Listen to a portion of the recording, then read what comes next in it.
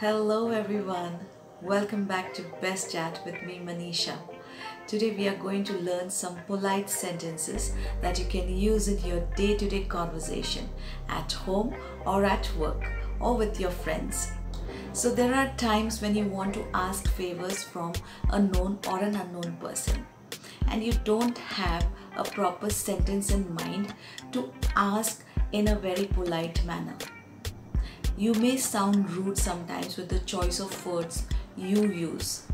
So today we are going to learn some polite sentences which will help you to sound better and confident when you are requesting or you are saying something which can be too direct and hurt the opposite person. So let's begin.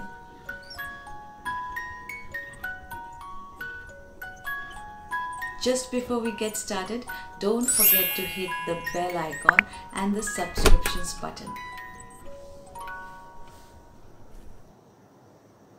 So we are going to learn polite sentences based on some scenarios.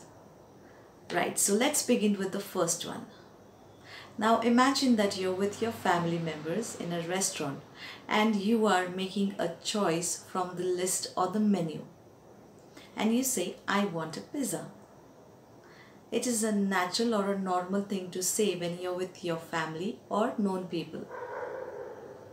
But when it comes to a formal situation or when you're with your colleagues or with some people you're not acquainted much with, you would then say, I would like a pizza instead of saying, I want a pizza.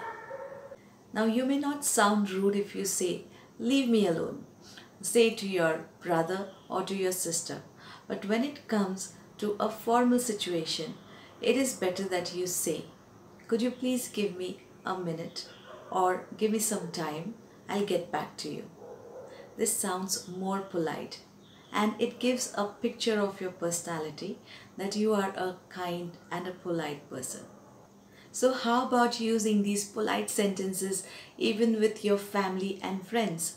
Sure enough, you can use them. This would definitely change the atmosphere at home and also with your friends. Now instead of saying you're wrong, you can use a polite sentence like, I think you must have been mistaken. This sounds much more polite than you are wrong. So let's say that somebody has offered you chocolates and you don't like chocolates. So you would say, instead of saying I don't like it, you would say I'm not too fond of it. And you can say it with a smile on your face. That really makes a difference. I'm not too fond of it. Thank you. Thank you for asking. The next scenario is when you're asking for favor or you're asking for some help. Let's say you want to know the way to the supermarket. So instead of saying, can you please tell me the way to the supermarket? You could politely say, could you please tell me the way to the supermarket? So let's say that you're asking your colleague how to do a particular task and you say, can you tell me how to do this work? Instead of saying, can you tell me how to do this work? You can simply say politely, could you please tell me how to do this work? It sounds more polite. Instead of will you, you can make use of would you. Will you subconsciously is used by a lot of us in our sentences. So instead of will you, try to use would you. It really makes a big impact on the other person, to the person you're talking to. Let's say for example, you want somebody to help you. Will you please give me a pen? For example, instead of saying will you, you can say would you please give me a pen? Now let's say that you need a glass of water and you have a colleague sitting right next to the glass or the jug of water. So how would you ask a favor from your colleague? Instead of saying, will you please give me a glass of water? Or will you please pass that glass of water to me? You could use, Could you or would you please pass on that glass of water to me?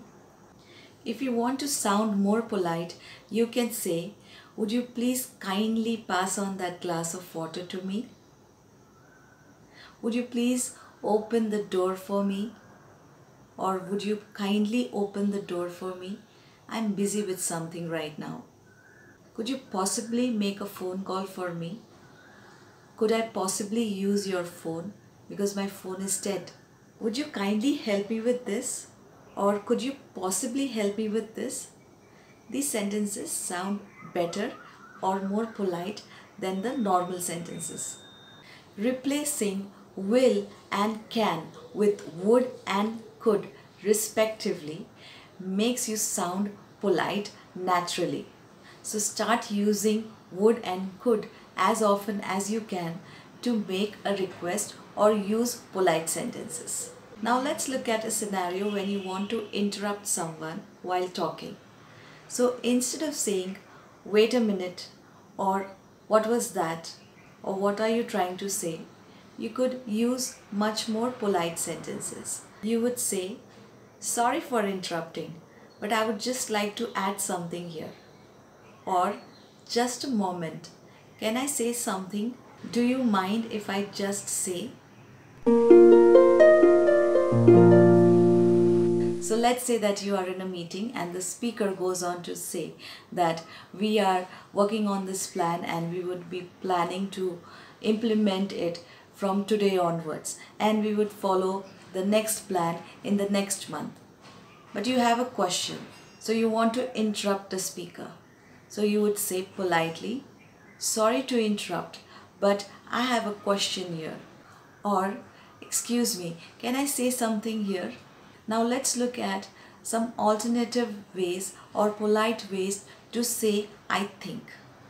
Instead of saying I think, you can use words or phrases such as I believe or according to me.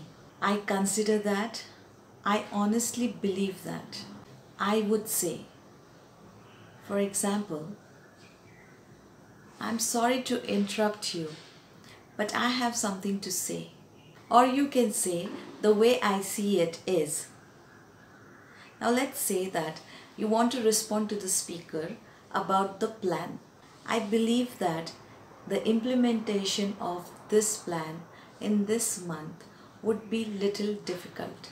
Or you could also say, according to me. Or I would say that this plan wouldn't work in this month because the people or the employees are not so ready for this plan. I honestly believe that the workers would be taken up by surprise with this new plan. So we need to give them some time. Sometimes you also need to give some bad news to somebody. Sometimes it's part of your job or your duty. So how would you say it politely or in kind words? Let's say that you want to give a bad news to your colleague. Instead of directly telling the bad news, you can simply say, please don't take it badly, but this month you have not earned any incentives. Or you could also say, it's my unfortunate duty to tell you that you have not earned any incentives for this month. You're just being a little more polite, and it also should come out in the tone of your voice. You could also say, I regret to inform you that you have not earned any incentives this month, but you can sure try for the next month. I'm sure you would earn some incentives next month. Now, how do you respond to a bad news? Now, let's say that your friend has lost someone very dear to her. You would say, oh dear, or you would say, I can't believe that. I'm so sorry to hear that. I can understand how you're feeling right now, but anytime you need to talk, just give me a call. You can say, that's awful. How can the money get stolen from your bag? I can't believe that this has happened to you. I am really sorry to hear that. That must have been an awful experience for you. Oh dear, you've been through so much. I'm really sorry for that. So I hope that you're going to sound very polite in your conversation from now on.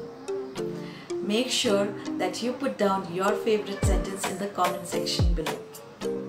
Hit the like button if you have liked the video, and don't forget to subscribe to my channel.